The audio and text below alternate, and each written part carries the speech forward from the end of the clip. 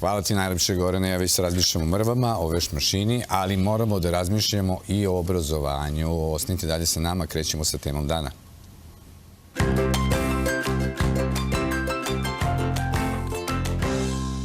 Pored porodice, druga najznačajnija institucija u životu mlade osobe je definitivno škola. Država je do sada bila dužna da obezbedi osnovno obrazovanje svakom detetu na svojoj teritoriji.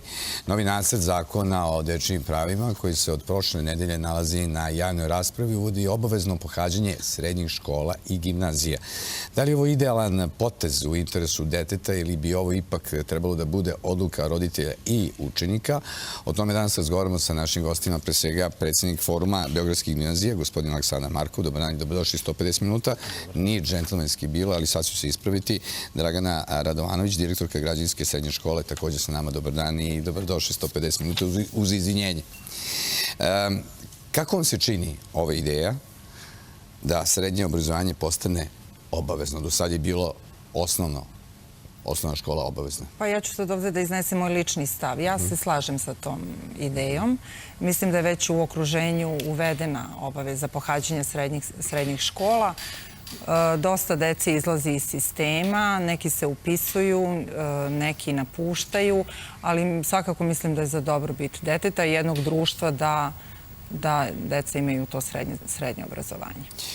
Aleksandre, mi očigledno živimo u nekom ubeđenju da svi idu u srednje škole kad završe osnovnu školu i da definitivno nema tog učenika koji nije pisao srednju školu i definitivno nije završio srednju školu. Da li se ja varam ili statistika kaže nešto drugačije?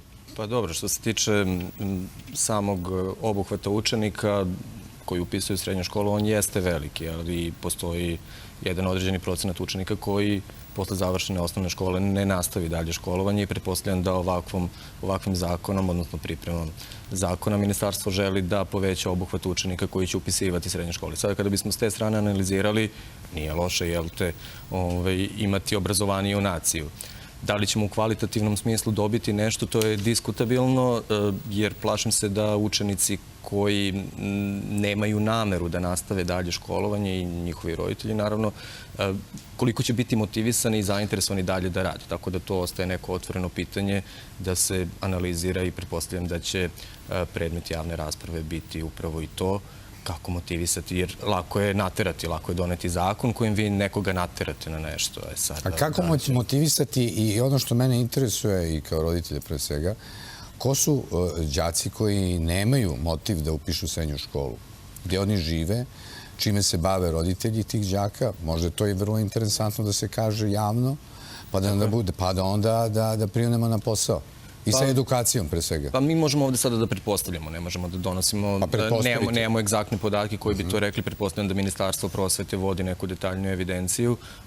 Verovatno je reč o nekim marginalizovanim društvenim grupama, verovatno u ruralnim sredinama, a vrlo moguće da i u onim porodicama gde je materijalna situacija takva da ljudi nemaju na kraju krajeva ni novca da školuju i onda već sa nekih 15 godina oni, ako je reč o nekim seoskim mestima, šalju dete u polje ili kako već, angažuju ga na nekim drugim poslovima. Tako da pretpostavljam da su to takve sredine i grupacije. Dragana, kakvi su nam srednjoškolci? Jel vole da uče? Jel su motivisani? Jel dolaze sa osmehom na lice u školu? Da li se vraćaju iz iste sa osmehom? Pa znate šta, s obzirom da je naš sistem upisa vrlo specifičan, deca koja upišu, da kažem, možda školu sa prve 3 želje su svakako zadovoljnija. Pretpostavljam da se zna koji je sistem upisa. Znači, deca u skladu sa svojim rezultatima na prijemnom i na završnom ispitu iz osnovne škole popunjavaju liste želja i neki, nažalost, vide da njihove želje nisu u skladu sa njihovim brojem bodova. Tako da su ta deca svakako manje zadovoljna.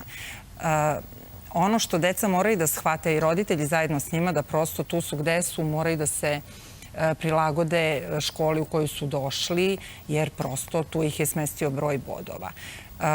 Kao i u svakom poslu, kao i svugde imate decu koje više vole, decu koje manje vole. Ono što je svakako karakteristično iz našeg iskustva je da ako deca dolaze iz jedne stabilne porodice, kompaktne porodice, da su tu problemi zanemarivi, iako da ih skoro i nema. dosta se u srednjoj školi, bar u prvom i drugom razredu, vidi taj uticaj porodice na dete.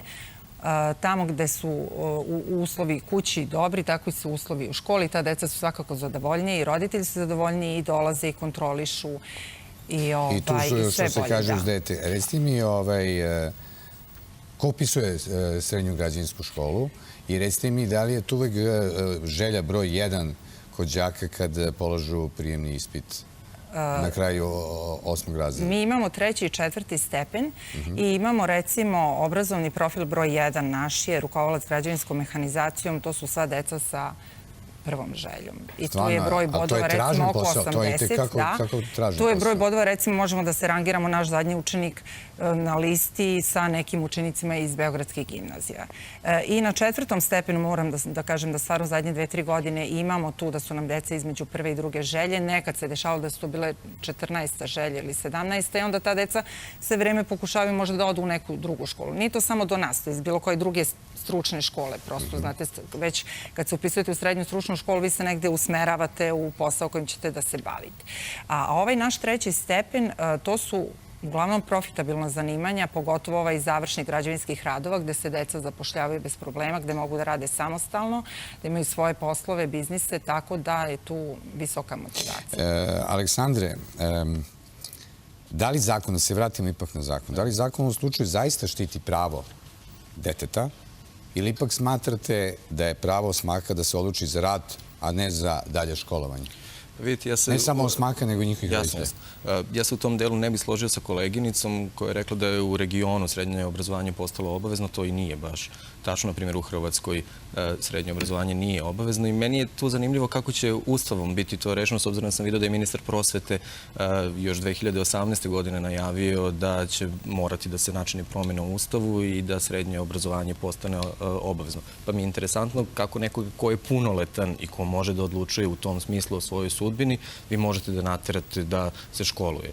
A srednja škola već od 3. razreda, ako nisu ponavljali, učenici postaju punoletni. Tako da tu negde do 2. razreda imamo maloletne učenike, imamo neko rešenje da kao hajde možemo i da ih nateramo, ali već od 3. pa valjda je svačije pravo da može da odluči da li želi da upiše školu ili želi da radi. Da radi. Ali da ne radi pre baš 18. godine sa 15, 16 godina, 12, 13, ne, 14, 15 godina, malo mi je to... To je protiv zakonika. Evo, sad ste spomenuli i zemlju u regionu, da vidimo što kaže svet. Kada govorimo o obrazovanju u svetu, evo, gde vlada najveća pismenost i da li je obavezno srednje obrazovanje ključno za dobar obrazovni sistem? Da pogledamo priču.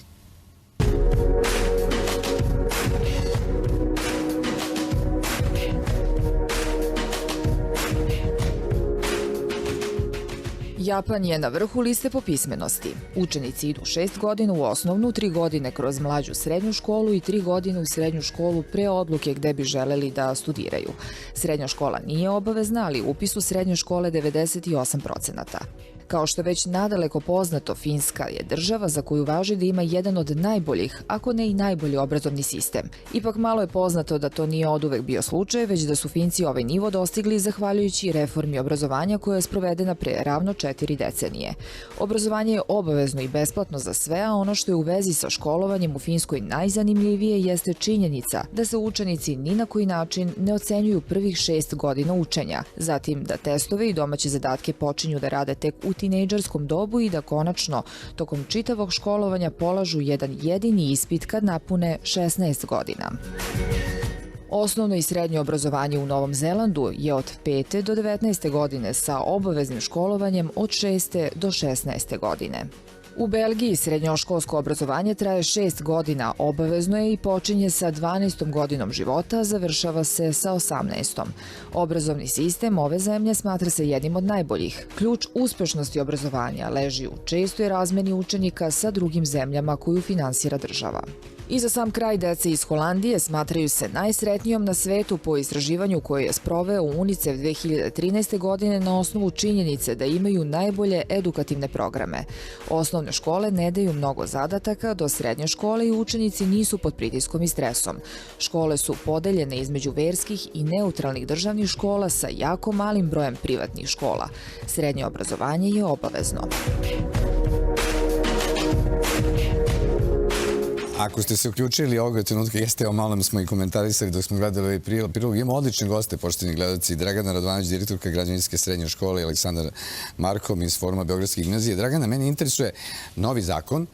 Evo, pričamo od početka emisije o njemu. Šta to znači i za vas i za naš sistem kada ćemo imati đake koji su završili, apsolutno sve đake koji su završili srednju školu? Ja sad stvarno ću da kažem da generalno naše zakonodavstvo iz ovog našeg područja rada obrazovanja faktički podržava svakog učenika koji je upisao da i završi srednju školu. Znači, samo baš učenik koji apsolutno ne želi i čiji roditelj je potpuno nezainteresovan ispada iz sistema. I neće završiti srednju školu. Da. Pričat ćemo i o tome, Aleksandar, vezano što kaže zakon po tom pitanju. Samo sekund, izvolite, Dragana. Tako da, znači, što negde, ono što ja mislim da deca koja su se opredelila ili sad koja će imati obavezu da završe školu, po meni ipak će da dobiju bilo kakvo osposobljavanje, konkretno u našim školama, srednjim stručnim školama, biće osposobljeni za neki rad. Možda ćemo mi imati i neku reformu obrazovanja, pa će to možda biti samo 2 godine, što kolega kaže, kao što smo nekad imali te obuke, pa će to da bude 2 godine. Usmereno obrazovanje, ako na to mislite? Mi sad imamo to dualno obrazovanje, znači ta deca od septembra, stupa zakon o dualnom, oni odlaze u kompanije da rade i oni će biti plaćeni za to što rade. Sa koliko godina to otprilike? Pa to vam je prvi razred, znači sa 14-15 godina. Je li to malo rano da odlaze u kompanije da rade? Da vam kažem, tu se faktički ništa ne menja. To je praksa, to je stvari prakse, da. To je potpuno isto kao što se i do sad dešavalo, samo što se uvodi obaveza poslodavca da ima određene obaveze prema tom učeniku, između ostalog jedan deo i tog finansijskog plaćanja. Tako da mislim da deca koja uđu u, konkretno srednje stručno obrazovanje za te 3 godine mogu da se osposobe za posao koji će da radi. Dakle, ja vas mogu da donesem zakon ako imam moć, ako imam vlast, da vi morate da čistite ove studije. Ali vi ćete biti naterani zakonom i to ćete raditi. Ali ako niste motivisani, on neće biti očišćen kako treba. Znači, vi možete da naterate i taj mali broj učenika koji ne upiše srednju školu nakon osnovne, možete zakonom da naterate. Verovatno će se naći neka zakonska regulativa, ali ako taj učenik nije motivisan, pa pitanje je kakvo će znanje steći i da li će steći znanje. Što se tiče ovog dela da je dobro, pa hajde sad bar da ih osposobimo za neki zanat, pa osposobljavamo ih za zanate koji će raditi u Nemačkoj, u, ne znam, Norveškoj ili kako već po inostranstvu. Dakle, kompleksno je pitanje, država naprosto treba ozbiljno da se pozabavi obrazovanjem i motivisanošću učenika. Mi nemamo motivisanog učenika i to je osnovni problem, a država ne radi ništa po tom pitanju. Dragana, kako da motivišemo učenika? Kako da motivišemo porodicu? Biće verovatno i onih porodica koji će reći, sad moraš da učiš, sad moraš da upišeš srednju školu, sad moraš da je završiš da ne bi platili kaznu. Ali kako da motivišemo? Pa, da vam kažem, znači veća saradnja sa školom svakako dovodi do motivacije. Ono čim se mi susrećemo, nažalost, u praksi je da roditelji, kad ih pozovete da dođu u školu, odmah vide da ste vi nekakav neprijatelj njegovog deteta i njega. Znači, važno je da roditelji i nastavnik budu na istoj strani i da se složimo šta je dobro za to dete. Sad, naravno da ovdje i dete ima pravo, pa mi sad kao mi se slažemo nešto što dete misli da nije njegovo pravo, ili tako? Tako da ja mislim da je to ključno je u saradnji između učenika, deteta, roditelja, škole. Tu mora da se nađe nekakva veza, da se tu više povežemo. Naš sistem ovakav kakav je i sada je dosta, da vam kažem, postao i fleksibilan. Učenici koji izbjegavaju nastavu na razne načine pravdaju, vi pravdate izostanke. Onda smo uveli razredne ispite, pa sad faktički, ono što sam rekla malo pre, svako ko je upisao, on će i da završi školu, tako će da bude i sa ovim slučajem. Sad, kako motivisati decu? Pa, da vam kažem, sve mora da prođe malo generacijski, verovatno će to morati da ide malo postepeno, jedan period prilagođavanja svih nas na tako nešto. Kako završavaju osnovnu školu, tako će da završi i srednju školu. Koliko su motivisani za osnovnu, tako će da budu motivisani i za srednju školu. Znate šta, evo gledam i Aleksandra, gledam i vas, Dragana. Aleksandar negde se slaže, negde se ne slaže. Ja imam sad, ako mogu, samo da se kratko da se nadovežem. Što se tiče motivacije, upravo je ovo ključno. A ako baš država, sistem omogući da svako može da završi školu, sad u onom smislu da baš ako ne žele da završe, u prevodu dobit će dvojke na ovaj ili na onaj način, onda je to problem, onda to nije motivišuće. Učenika moramo da mu obezbedimo perspektivu, šta će biti posle, da može da se zaposli sa završenom školom i tako dalje, a ne po svaku cenu juriti ocene, već znanje.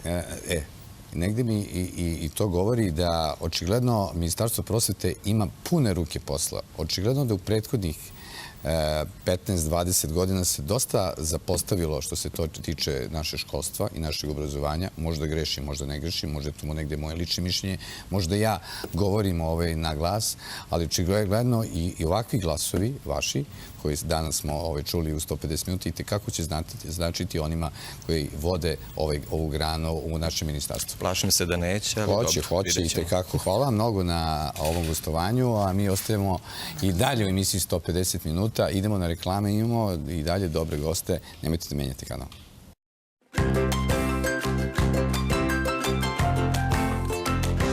Evo nas nazad, dobar dan, poštovani gledalci, pratite 150 minuta. Evo vaše rubrike koja se zove...